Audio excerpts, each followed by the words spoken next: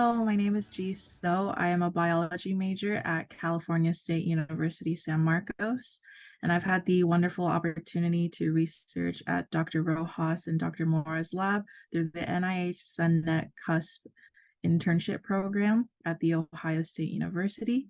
And I'll be discussing spatially resolved lipidomic analysis of senescent cells using matrix-assisted laser desorption, ionization, mass spectrometry imaging, or also known as MALDI-MSI. I will provide a little bit of background about lipids and our strategy that's involved in this research. Lipids are essential factors and regulators of physiological processes within the lung.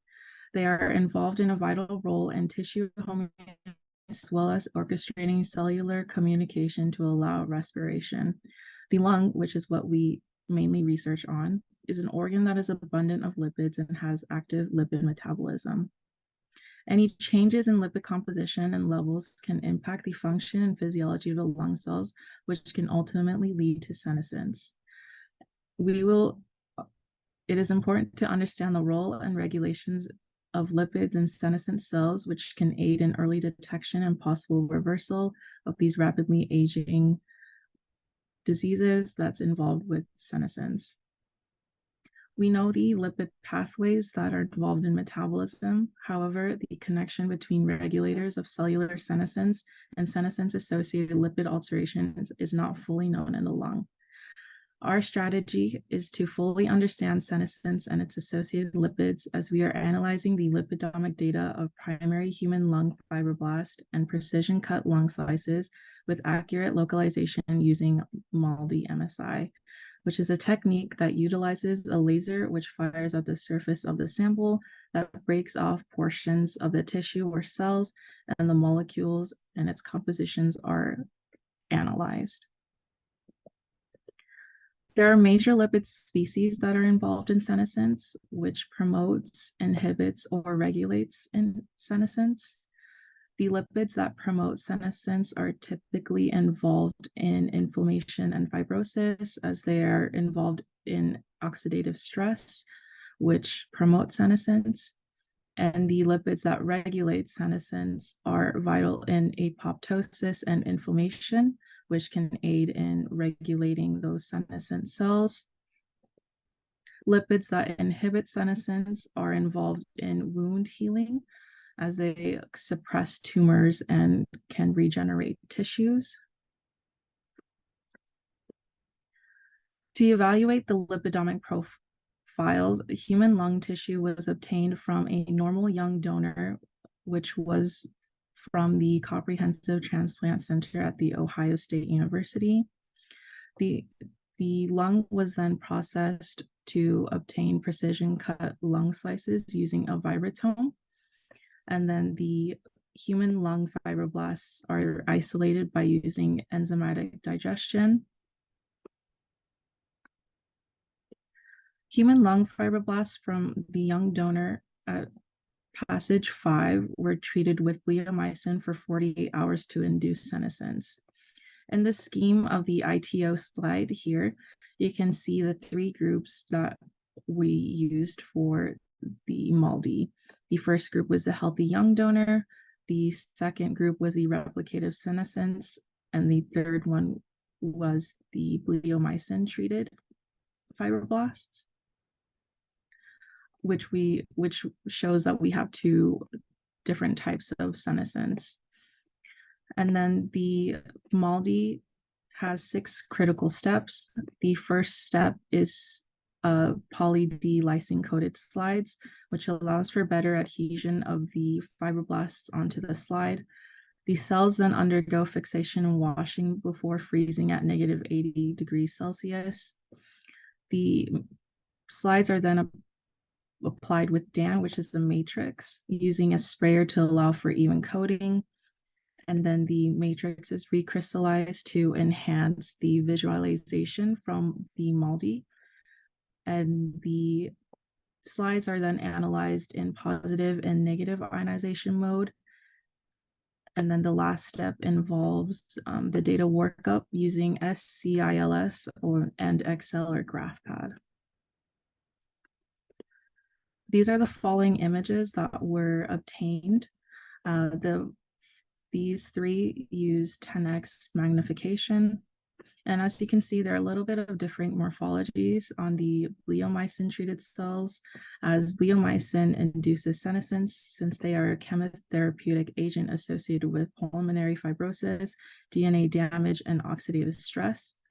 You can also see that the fibroblasts that had bleomycin showed less proliferation in comparison with the non-treated and the replicative senescence. But it also is important to note that bleomycin induces apoptosis, so that might account for the differences in proliferation. We also performed a beta galactosidase staining, which confirms senescence as it stains senescent cells. And the stainings are also present in the replicative senescence and the bleomycin treated senescence, when showing that these two are indeed senescent. These are the data that came from the use of MALDI after induction of senescence. We were able to detect a difference of concentrations of putative lipids depending on their treatment. So we can see that there is a pattern of increasing lipid profile with the presence of senescence. And the brightness also indicates the concentration of the lipid. So we can see that there is a stronger signal in the bleomycin treated, which shows senescence, indicating that this lipid may be involved in senescence and may increase with the presence of it.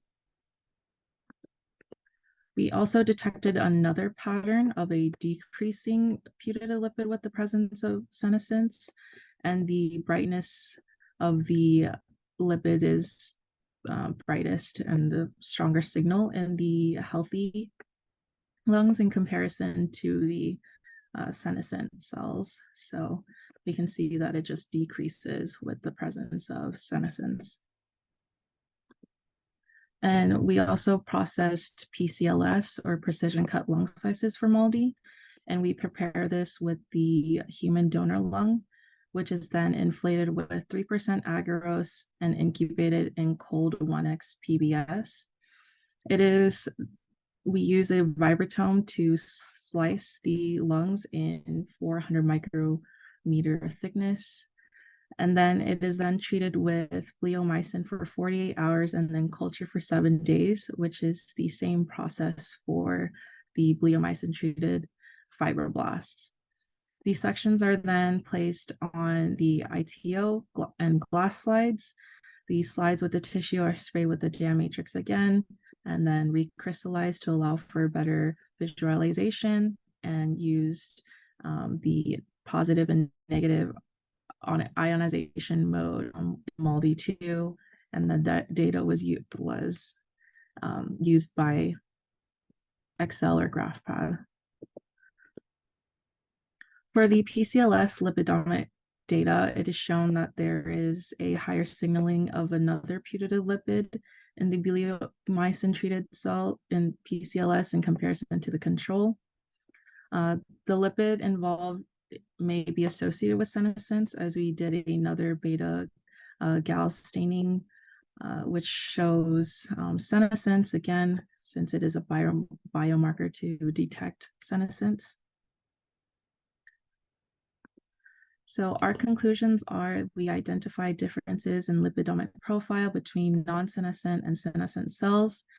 We can conclude that high resolution spatial lipidomics of senescent cells is a promising tool that can assist in detecting metabolic processes in a senescent phenotype, and characterization of lipids that are involved in cells and in tissue that present senescence is necessary.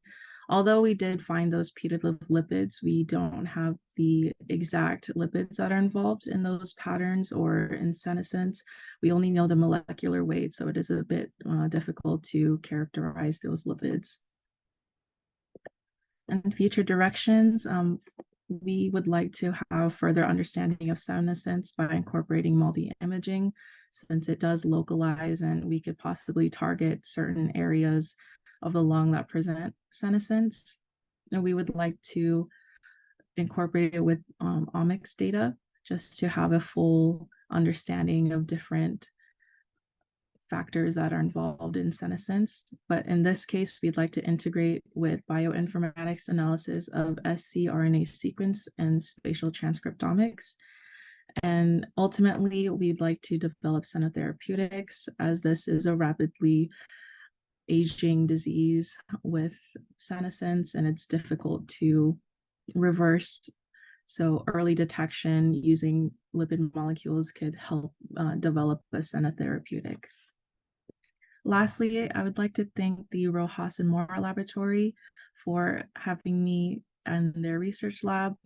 And another huge thank you to Lorena for guiding me throughout this whole process, as well as the postdocs that has also helped me learn and understand more research.